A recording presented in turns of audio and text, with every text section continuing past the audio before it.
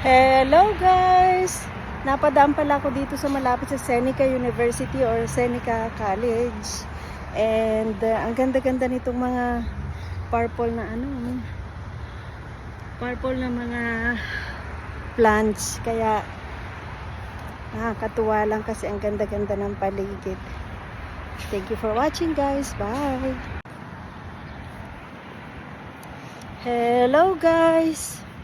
Naglalakad nga pala ako ngayon pauwi. Galing sa work si Inday. Kailangan mag-walking kasi ang ganda-ganda ng panahon, no? Enjoy na natin ang summer kasi ngayon palang nag-uumpisa dito sa Canada.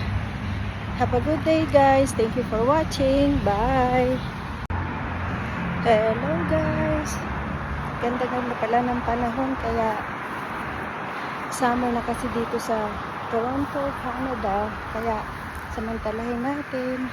Tingnan nyo ang paligid. Ang ganda-ganda.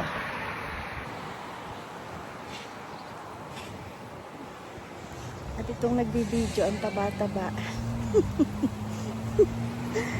Okay. Have a good day guys. Bye.